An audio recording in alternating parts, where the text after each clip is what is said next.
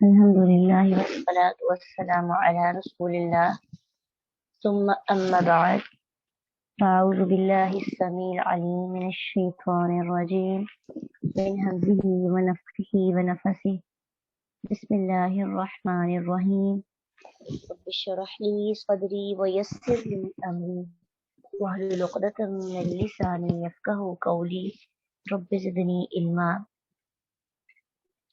65 سے ولا اور نہ، یحزن کا ولا اور نہ، یحزن غمگین کرے کا آپ کو، قولہم بات ان کی،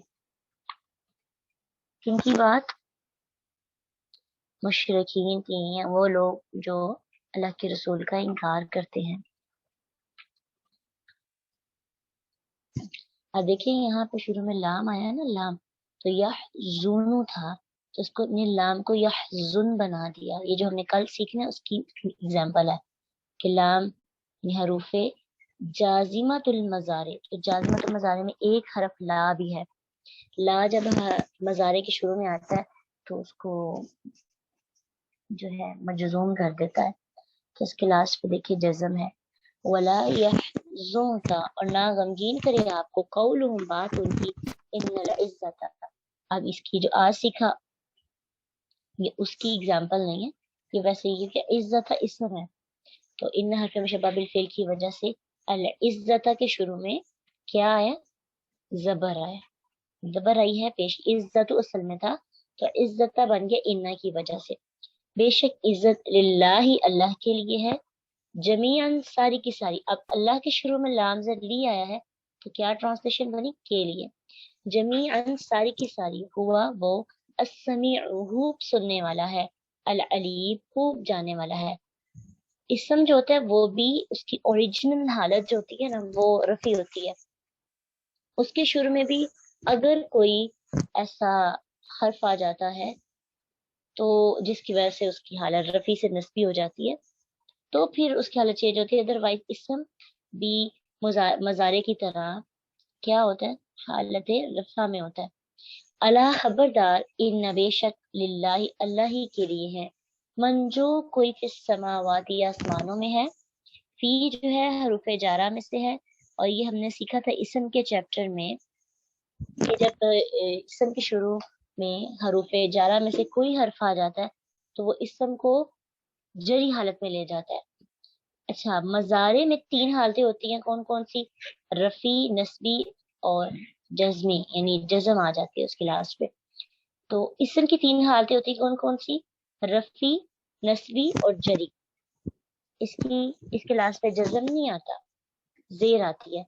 تو کون کون سے ایسے حروف ہیں جو اسم کو حالت نصب رفی سے جزمی حالت میں نہیں بلکہ جری حالت میں لے جاتے ہیں؟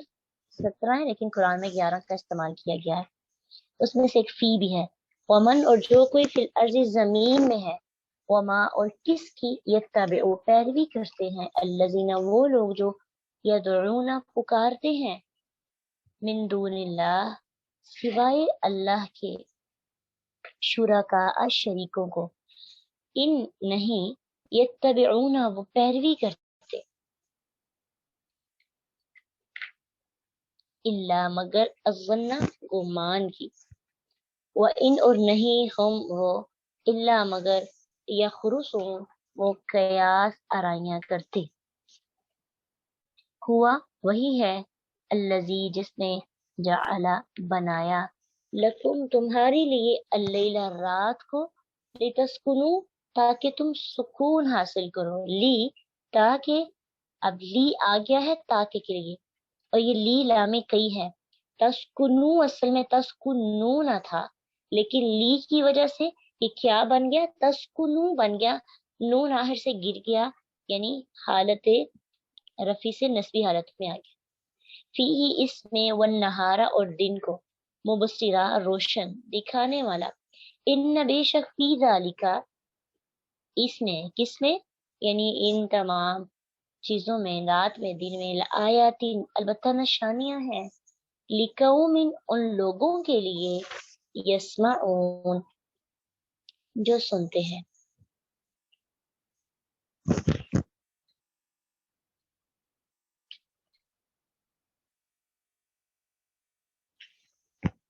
ولا यहज़ुनका, और ना गमगीन करे आपको उनकी बात, बेशक इज्जत सारी की सारी किसके लिए है? अल्लाह के लिए है। तो ये अल्लाह के रसूल सल्लल्लाहु अलैहि वसल्लम को तसल्ली दी जा रही है कि अल्लाह ताला अपने औलिया की दुनिया और आखिरत की सआदत बयान कर रहे हैं और अपने रसूल को तसल्ली दे रहे हैं कि दुश्मनों की बातों को अपने दिल पे ना लें। कि दुश्मन अल्लाह के नबी को कभी जादूगर कहते थे, कभी दीवाना कहते थे, कभी कज़्ज़ाब कहते थे, तो ये चीजें आपको तकलीफ पहुंचाती थी। तो आपको कहा जा रहा है आप गमज़दा ना हो। गम अगरचे एक तभी चीज है, मगर यानी बीमारी है इंसान के जिस्म को, जिस्मानी हालत को भी परेशान कर देती है। लेकिन आपको कहा जा रहा है आप ना बददिल हो ना मायूस हो, क्योंकि इज्जत जो है, गलबा, इक़्तिदार, फतह सब अल्लाह के हाथ में है। जिसे चाहता है गलबा देता है, जिसे चाहता है मगलूब कर देता है। लिहाजा आपको इन काफिरों की धमकियों और इनके कुफ्र, शिर्क और ताना करने वाली जो इनकी बुरी आदत है, इससे रंजीदा ना हो। आप अल्लाह के रसूल हैं, का गलबा और इक़्तिदार आपके पास ही होगा और आप ही दीन से फतह हासिल करेंगे। वो समीउल अलीम, इनकी फजूल बातें अल्लाह सुन रहा है और आपके साथ इनका सलूक भी अल्लाह खूब जानता है। आप मुखालिफिन की बातों से परेशान ना हो, अल्लाह खुद इनसे जल्द ही निमट लेगा। अल्लाह खुद इनकी हालत को आपके सामने वाज़े कर देगा कि ये आज आपको दुख पहुंचा रहे हैं, कल इनकी क्या हालत होगी। तो तसल्ली तो रसूलुल्लाह को दी जा रही है, लेकिन साथ साथ उम्मतियों के लिए भी है कि अगर कोई आपको परेशान करता है आपके हक की वजह से, तो जरूरत नहीं है कि आप गम करें। गम तो इंसान की फितरती चीजें आ जाता है, लेकिन तसल्ली भी तो जरूरी है ना। तो अल्लाह की वजह तरफ से हमें ये तसल्ली दी जा रही है। और फिर साथ ही अगली आयत के अंदर खबरदार किया जाता है। अला खबरदार, यानी इसलिए कि गौर करो, ये बात जो आगे होने वाली है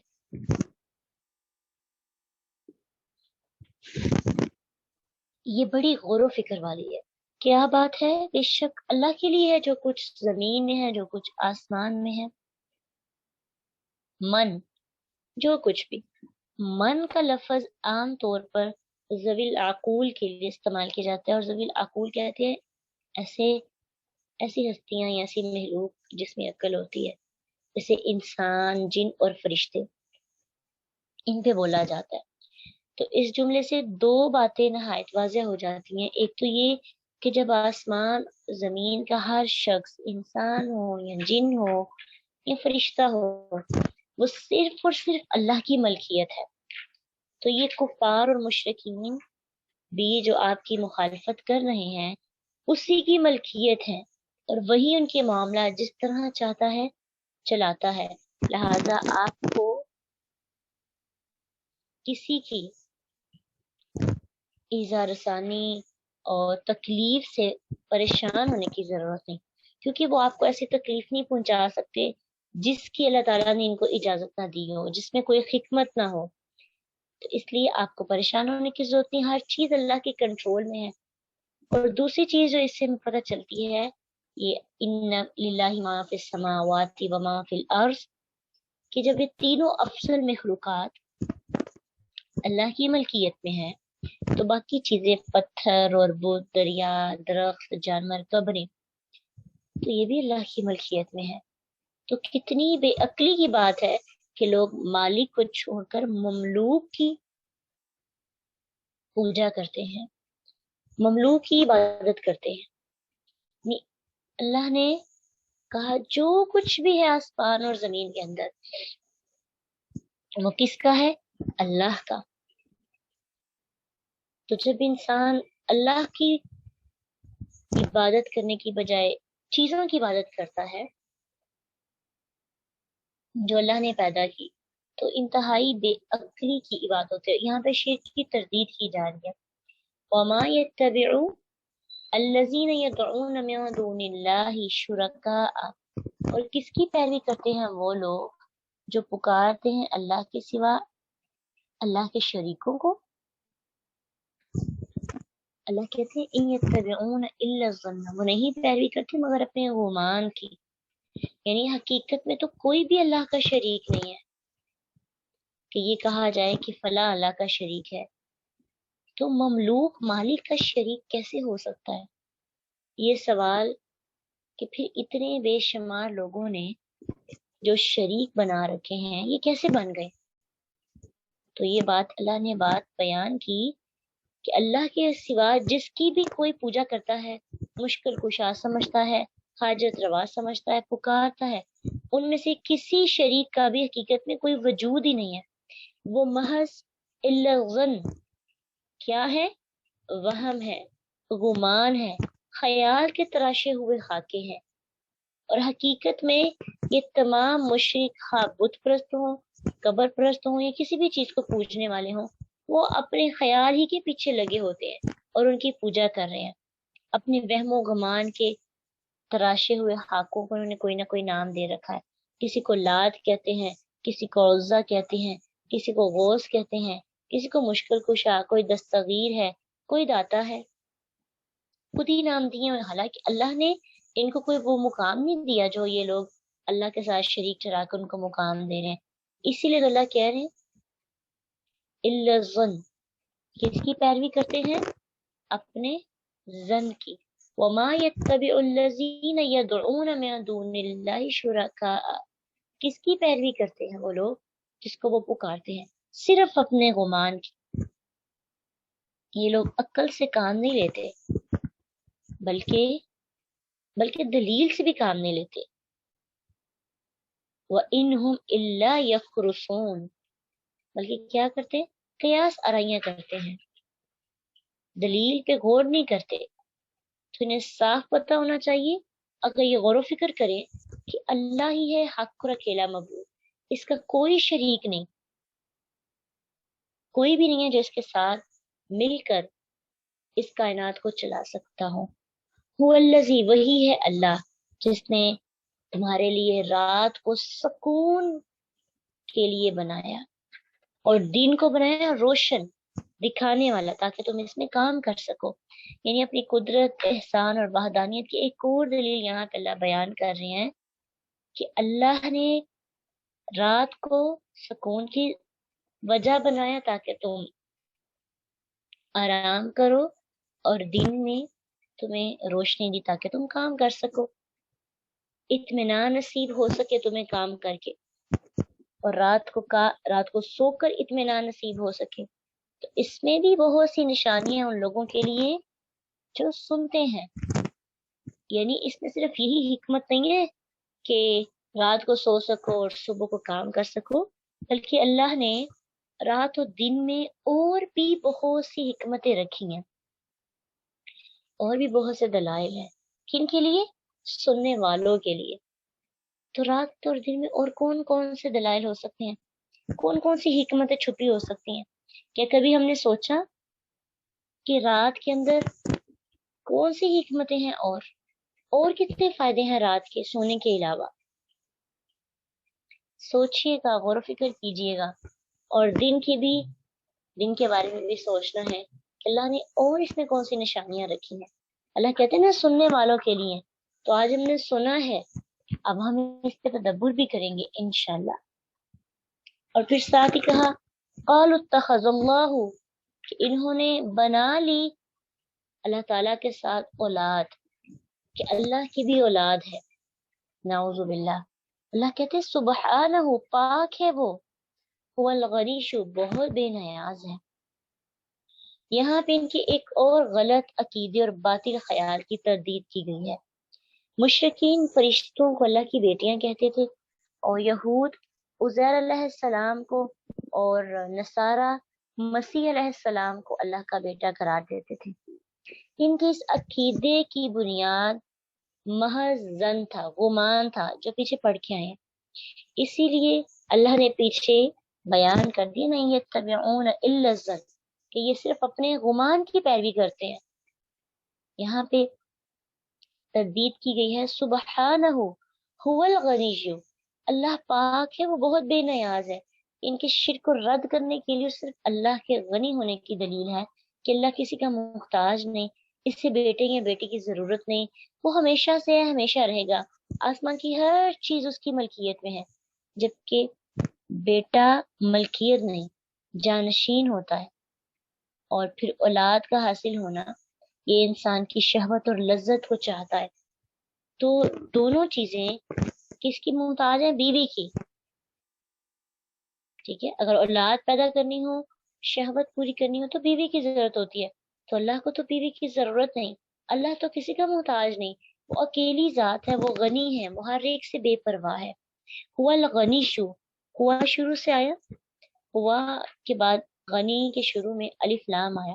تو کیا مطلب ہے کہ اللہ ہی بس بے نیاز ہے, اس کے علاوہ باقی دنیا بے نیاز نہیں ہو سکتی, باقی محتاج ہے, اور باقی کو شہوت اور لذت کی ضرورت ہے. اللہ ہی ہے جس کو سرے سے اولاد کی ضرورت نہیں. لہو ما فی السماوات و ما فی الارض, جو کچھ بھی آسمان کے اندر ہے, جو کچھ بھی زمین میں ہے, سب کچھ اللہ کا ہے. پیچھے من آیا تھا, یہاں پہ من نہیں آیا, ماں آیا. جو کچھ بھی ذوی العقول ہے, غیر ذوی العقول, ہر چیز جو ہے آسمان اور زمین کی اللہ کی ہے. ان عندکم, نہیں تمہارے پاس, کوئی بھی من سلطان, کوئی دلیل بہذا, اس کی, یعنی ان کے عقیدے کو دلیل سے رد کرنے کے بعد مزید اور انکار کے لیے اللہ نے فرمایا ان کے پاس قطعاً کوئی دلیل نہیں. اس سے پتہ چلتا ہے کہ ہر وہ بات جس کے ساتھ دلیل نہ ہو توجہ کے قابل نہیں ہوتی. بات جو ہے دلیل کے ساتھ ماننی پڑتی ہے. اتقولون, کیا تقولون, تم کہتے ہو, اللہ, اللہ پر, ما لا تعلمون, جو کہ تم نہیں جانتے. نہایت مبالغہ کے ساتھ ان کے گمان کی تردید کی گئی ہے, یعنی تم وہ بات اللہ کے بارے میں کہتے ہو جس کا تمہیں کوئی علم ہی نہیں. کیا تم سب سے عظیم اور ہر چیز کی مالک ہستی اللہ تعالیٰ پر وہ بات کہو گے جس کے بارے میں تمہارے پاس کوئی اتھینٹک ریزن ہی نہیں, علم ہی نہیں, محض لا علمی کی بنیاد پر تم بہتان باندھتے ہو اللہ پر. اس کے بارے میں ایک قول بھی ہے, آلوسی فرماتے ہیں کہ اس آیت میں یہ دلیل ہے کہ ہر وہ بات جس کی دلیل نہ ہو وہ علم نہیں ہوتا بلکہ جہالت ہوتی ہے, اور جبکہ عقیدے کے لیے قطعی یقینی علم ضروری ہوتا ہے. اور اگر قطعی علم نہ ہو, یعنی تقلید ہو صرف, تو تقلید کا ہدایت سے کوئی تعلق نہیں ہوتا کہ انسان جو بات کس کوئی کہتا ہے اس کی بات مان کر. بات کیا سمجھ میں ہمیں آئی؟ یعنی ان تمام آیات سے جو ہم نے جو شرک کی تردید کے لیے اللہ کے رسول کی نبوت کو, اللہ کی وحدانیت کو, توحید کو واضح کر رہی ہیں, لاسٹ پہ کنکلوژن بھی من سلطان بہذا. اس سے ایک بڑی اہم چیز سیکھنے کو ملتی ہے کہ ہر چیز کی دلیل ہوتی ہے. جیسے کہ اللہ سبحانہ تعالیٰ قرآن میں فرماتے سورۃ البقرہ کے اندر آیت 1 میں, قل ہاتوا برہانکم ان کنتم صادقین, کہہ دو لاؤ اپنی دلیل اگر تم سچے ہو. تو سچا ہونے کے لیے دلیل کا ہونا ضروری ہے. تقلید جو ہے, اندھی تقلید, جو کسی بھی انسان کے کہنے پر ہمیں کسی کام کے پیچھے لگانے پر اور کسی بات کو ماننے پر آمادہ کرتی ہے, چاہے اس کی کوئی حقیقت ہو یا نہ ہو, جب تک دلیل نہ ہو ہمیں کسی بات کو ایکسیپٹ نہیں کرنا چاہیے. اگر کوئی آپ کو کہتا ہے کہ فلاں چیز کا اللہ نے حکم دیا, آپ کہیں ہمیں قرآن کی آیت دکھائیں, اللہ کے رسول نے یہ بات کہی, ہمارے پاس حدیث ہونی چاہیے, دلیل ہونی چاہیے, ہم اس پر عمل کریں گے. قیامت سے اللہ پوچھیں گے, اگر فار ایگزامپل یہ اس کی کوئی دلیل ہی نہ ہوئی, اللہ کے رسول کا حکم ہی نہ ہوا, تو روز محشر اللہ سبحانہ تعالیٰ کہیں گے لاؤ کس نے کہا تھا یہ عمل کرو. تو ہم کہیں گے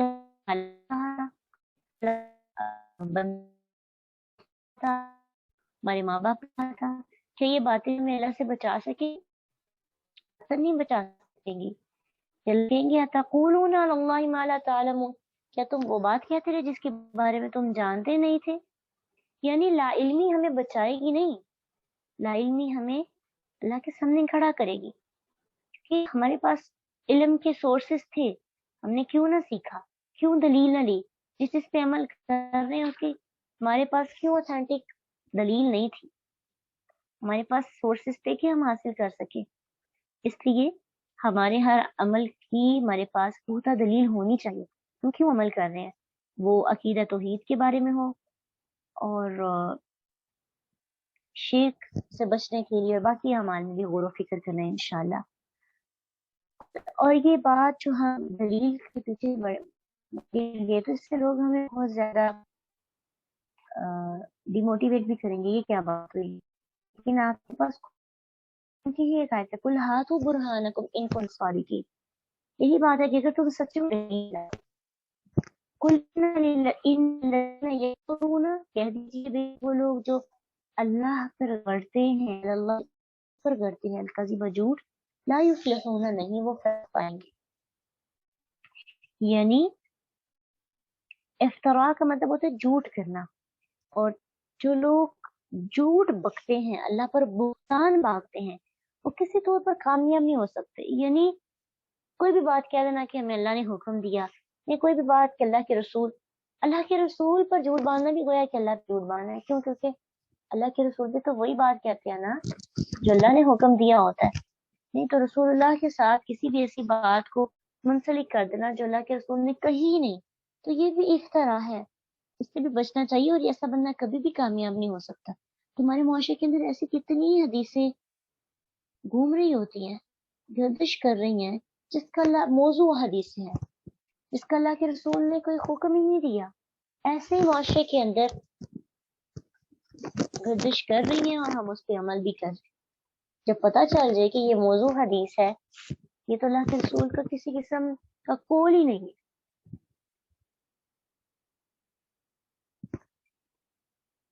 تو اسے پھر ہمیں رد کر دینا چاہیے, اور جو عمل کرے تو اسے توبہ کر کے اسے بچنا چاہیے. اللہ کہتے ہیں اگر تم عمل کرو گے یا پھر افتراء بانٹنے سے تمہیں کوئی فائدہ ہوگا تو وہ بہت کم فائدہ ہے, متاع فی الدنیا, دنیا کا فائدہ ہے تھوڑا سا. پھر اس کے بعد ثم الینا مرجعہم, تمہیں طرف لوٹنا ہے اس کی, یعنی ثم پھر الینا طرف ہماری, مرجع لوٹنا ہے ہم ان کا. الینا شروع میں آیا تو یہ حسر پیدا کرتا ہے کہ کہیں یوں نہیں تم جا سکتے, ہماری طرف ہی تمہیں لوٹنا پڑے گا. ثم پھر نذیقو ہم چکھائیں گے, ہم انہیں العذاب عذاب شدید, بما کانوا یکفرون کیوں چکھائیں گے, کیا ظلم کی وجہ سے نہیں, ان کی کفر کی وجہ سے. اللہ اگر کسی کو عذاب دیں گے نا تو اللہ کسی پر ظلم نہیں کریں گے, نعوذ باللہ. اللہ انسان کو انصاف کی بنا پر عذاب میں مبتلا, کیونکہ انسان کفر کرتا رہا دنیا کے اندر, اور قیامت کے دن پھر اس کو عذاب چکھنا پڑے گا. اور جہنم کا عذاب تو ریسنٹلی ہم سیکھ رہے تھے کہ قیامت کے دن جو جہنم کی آگ ہے وہ دنیا کی آگ سے 69% زیادہ شدید ہے, سخت عذاب میں ان کو مبتلا کیا جائے گا.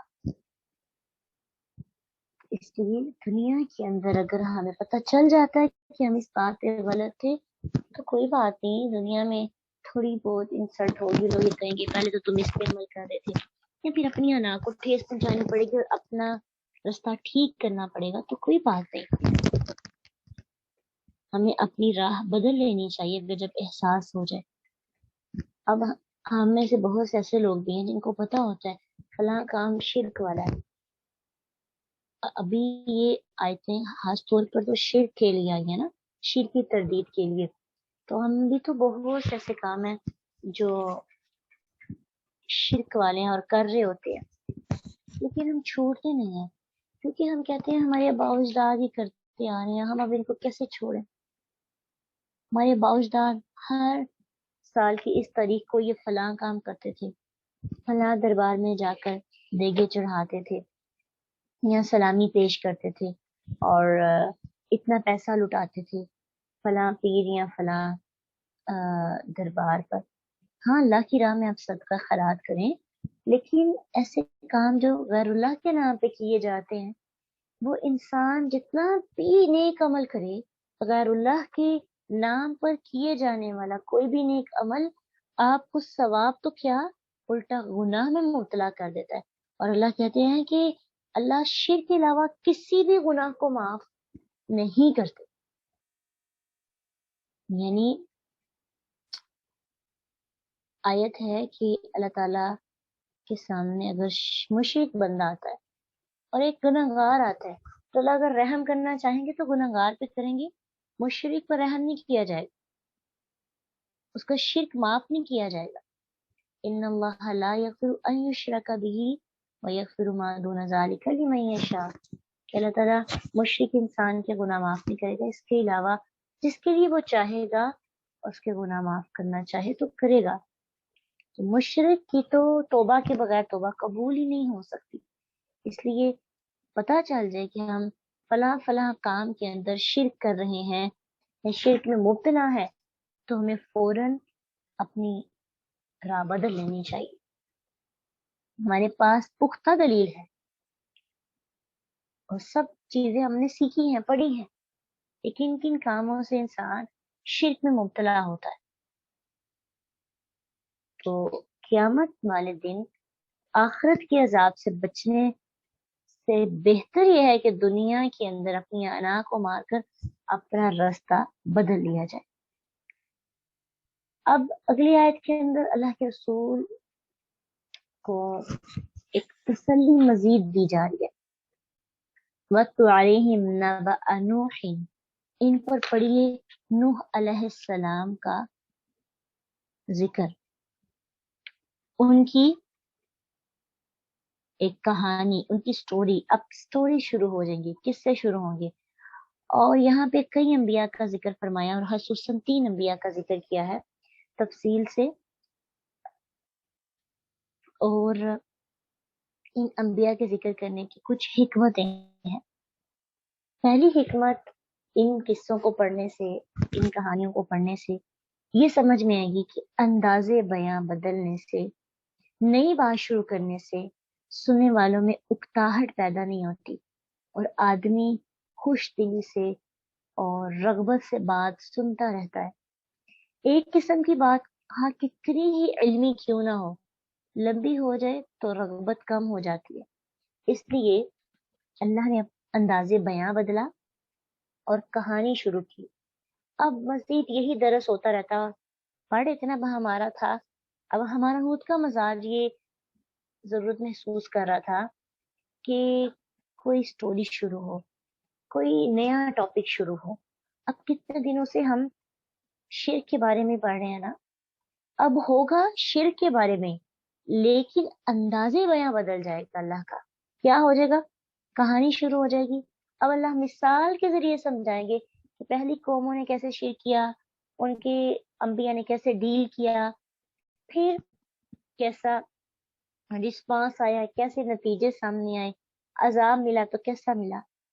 تو اس اللہ کے اس انداز سے ہمیں بھی ایک بات سمجھ میں آتی ہے کہ اپنی تقریر کے اندر بھی ہمیں صرف نصیحتیں نہیں کرتے رہنا چاہیے، ہمیں کچھ چند واقعات بھی کوٹ کرنے چاہیے جس سے آڈینس کا ہم رجحان، ان کی رغبت کیچ کر سکے اور ان کی توجہ جو ہے اپنی طرف مبذول کروا سکے. پھر یہ قصوں کو یہاں پہ بیان کرنے کی دوسری حکمت کیا ہے؟ اللہ کے رسول اور ان کے جو فالوورز ہیں جب ان واقعات کو سنیں تو ان کو تسلی ملے اور وہ کفار کی جو تکلیف ہے اس سے پریشان نہ ہو. ان انبیاء اور ان کے ساتھیوں کو اپنے لیے اسوہ بنائیں اور اپنے لیے نمونہ بنائیں. تیسری حکمت کیا ہے ان واقعات کے اندر؟ کفار کے لیے تنبیہ ہے تاکہ وہ دنیا میں سب سے پہلے اور پھر سب سے آخر میں غرق ہونے والے قوموں کے انجام پر غور کریں اور اس قسم کی گستاخیوں سے باز آ جائیں. چوتھی حکمت کیا ہے ان واقعات کے اندر؟ किन तरीही किस्सों को किसी किस्म की कमी बेशी के बगैर जब अल्लाह के नबी अपनी कौम के सामने बयान करेंगे, तो एक उम्मी नबी का बयान करना खुद इस बात की दलील होगी कि ये सच्चे रसूल है। ठीक है, यानी अल्लाह के नबी बयान करेंगे, अल्लाह के नबी तो नहीं जानते थे, लेकिन पता चलेगा कि अल्लाह की तरफ से इनके पास वही आई है। तो जब वही अल्लाह की तरफ से आई है, तो इस बात की पुख्ता दलील है कि ये अल्लाह के सच्चे रसूल हैं। समझ आई आपको इस बात की कि इन वाकयात का जो जिक्र शुरू होने लगा है, इसके अंदर क्या हिकमतें हैं, अल्लाह की हिकमतों की, तदब्बुर की और कॉन्सेप्ट की हमें समझ साथ आते रहनी चाहिए। अब जिक्र है सबसे पहले नूह अलैहिस्सलाम का। वत्लु अलैहिम नबअ नूह, इन पर जिक्र कीजिए, इन पर पढ़िए नूह अलैहिस्सलाम जो उलुल अज़म पैगंबरों में से थे, उनका जिक्र। और कुरान में इनका जिक्र 43 टाइम्स आया है, 43 जगहों पर जिक्र किया गया है। इनकी कौम बुत परस्त थी और अल्लाह के नबी सल्लल्लाहु अलैहि वसल्लम के अव्वलीन मुखातिब अहले अरब भी बुत परस्त थे। और इनके बुतों के नाम तकरीबन नूह अलैहिस्सलाम की कौम ने जो बुतों के नाम रखे हुए थे ना, उनसे मिलते जुलते थे। नूह अलैहिस्सलाम और उनकी कौम का जो जिक्र है सूरह अराफ के अंदर और मोमिनून, नूह में भी ज्यादा तफसील के साथ आया है। यहाँ सिर्फ मुख्तसर जिक्र है।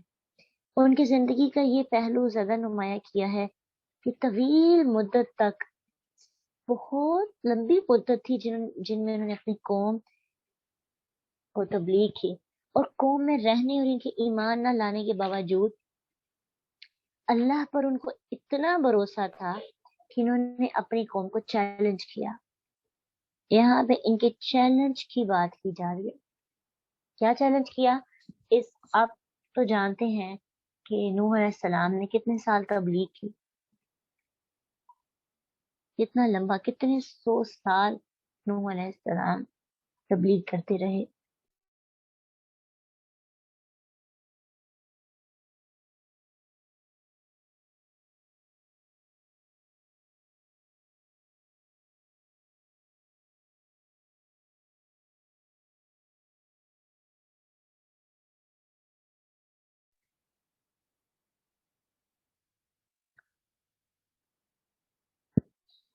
अब इतना लंबा अरसा तबलीग के बाद कितनी हिकमतें छुपी होंगी ना, हम कितना घबरा जाते हैं, कितनी जल्दी।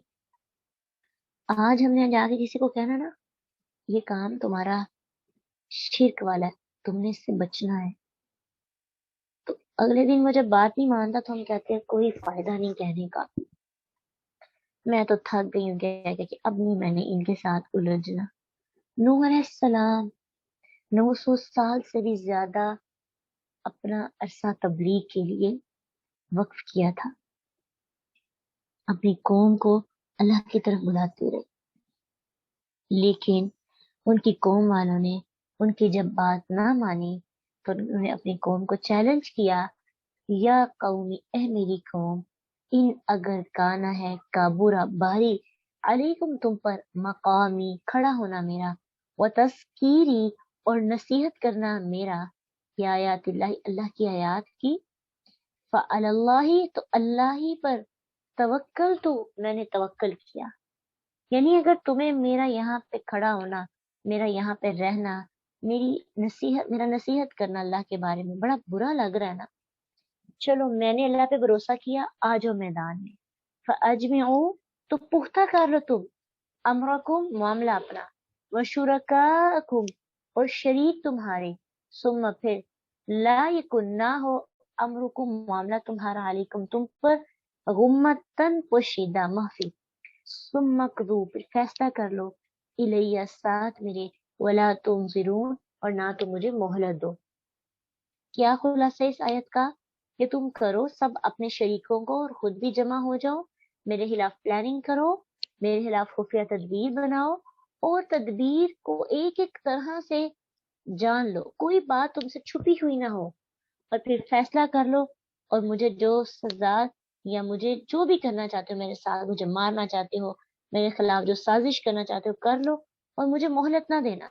میرا بھروسہ اللہ پر ہے, دیکھتے ہیں کیا ہوتا ہے. کتنا بڑا چیلنج ہے, کتنی بڑی بات ہے. کیا کہا, اس ظاہر کرنے کے لیے کہ وہ پوری قوم کی اور ان کی جہالت سے بنائے ہوئے خداؤں کی ذرا بر بھی وقت نہیں ہے ان کے نزدیک. وہ اپنے رب پر بھروسہ کرتے ہیں, ان کی کسی سازش سے نہیں ڈرتے. سب کو صاف چیلنج کر دیا, اگر تمہیں میرا رہنا, میری نصیحت کرنا باری لگ رہا ہے نا, تو تم سمجھانے سے سمجھنے پر کسی طرح بھی تیار نہیں. تم اپنے بتوں کے ساتھ مل کر جنہیں تم جہالت اور بے شرمی سے اللہ تعالیٰ کا شریک قرار دیتے ہو, میرے خلاف سازش کر لو. اور پھر سازش کرنے کے بعد, منصوبہ کرنے کے بعد, ثم لا یکن امرکم علیکم غمتن, اچھی طرح غور کر لو تاکہ اس کا کوئی پہلو تم پر ڈکا چھپا نہ رہے. پھر میرے ساتھ ثم مقضو, پھر میرے ساتھ جو کرنا چاہتے ہو کر گزرو, مجھے مہلت نہ دینا. ولا تنظرون, نہ تو مجھے مہلت دو. تو ان آیات سے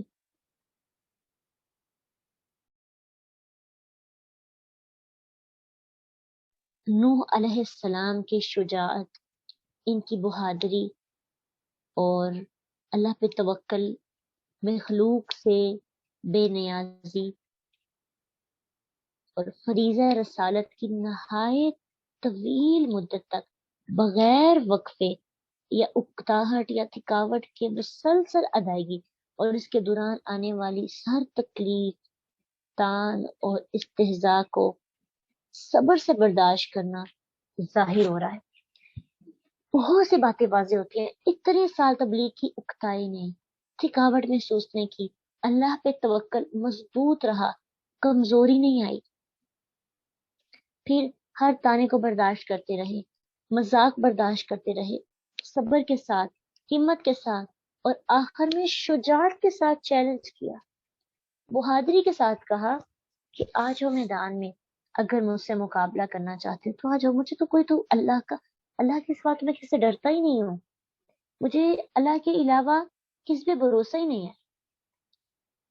تو یہ اتنی بڑی بات ہے کہ اللہ کے رسول کو بھی ایسے حکم دیا جا رہا ہے کہ آپ بھی اسی طرح صبر کریں. تو ہمیں ان پر پیش آنے والے حالات کے تصور سے ہی ہمارے پسینے چھوٹ جاتے ہیں, روح کام جاتی ہے.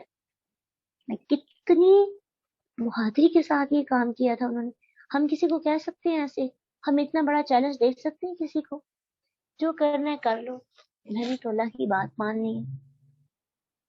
جب سب لوگ ہماری بات نہیں مان رہے ہوتے اور ہمیں ٹارچر کر رہے ہوتے ہیں, ہمیں زبردستی شرک میں مبتلا ہونے اور دیگر بدعات میں شریک ہونے کی دعوت دے رہے ہوتے ہیں, تو اس وقت ہم کتنی جلدی اپنے ایمان کو کھو دیتے ہیں اور کہتے ہیں کہ ہمارا بس نہیں چل رہا, ہمیں ان کے رنگ میں رنگنا پڑے گا,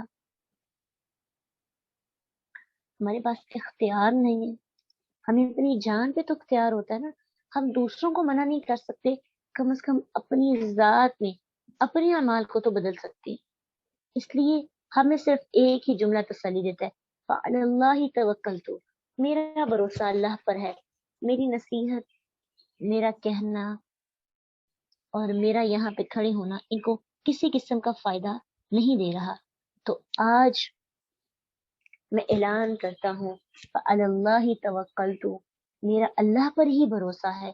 لوگ سارے جمع ہو کر میرے خلاف پلاننگ کریں, سب لوگ ایک جگہ پہ اکٹھے ہو جائے, پورا خاندان ایک طرف ہو جائے, میں اگر ایک طرف ہوں, اور میرا کام اللہ کی عبادت کرنا ہے, اللہ کے ساتھ کسی کو شریک نہ ٹھہرانا اور حق بات کہنا ہے, تو مجھے میرا اکیلا ہونا اللہ کے ساتھ کافی ہے. یہ کفایت کر جاتا ہے. کیا ہمارے اندر اتنا بھروسہ ہے, کیا اتنا یقین ہے, کیا ہم تیار ہیں جہاد کرنے کے لیے؟ کیا ہمارے پاس اتنی بڑی تسلی ہے؟ آج تو مل گئی ہے نا, اب نوح علیہ السلام کے بارے میں مزید غور و فکر کریں. ان کا ایک جملہ صرف اللہ توکلت، یہ ہمارے سامنے اور پیچھے ان کی پوری کہانی ہے. کیا سٹوری ہے؟ 900 سال سے زیادہ تبلیغ کا عرصہ. ہم 3 دن کسی کو نصیحت کر کے گھبرا جاتے ہیں. تو گھبرانا نہیں ہے، اپنی کوشش جاری رکھنی ہے. آہستہ آہستہ ہمارے اندر سے پانی رستے رہنا چاہیے. ہم ایک ایسا چشمہ بن جائے جو رکے نہ، چاہے جوش میں نہ آئے لیکن رکے نہ. اس سے پانی نکلتے رہنا چاہیے. خیر والے معاملات نکلتے رہے، اپنے لیے بھی اور دوسروں کے لیے بھی. ٹھیک ہے؟ اور پھر اسی طرح تھکے نہیں، اکتائے نہیں، برداشت کرنا ہے صبر کے ساتھ. اور لوگ ہمارا مذاق بھی اڑائیں گے. نوح علیہ السلام جب کشتی بنا رہے تھے تو لوگ کیسے ان کا مذاق اڑا رہے تھے. نوح علیہ السلام نے چپ چاپ ان کی ہر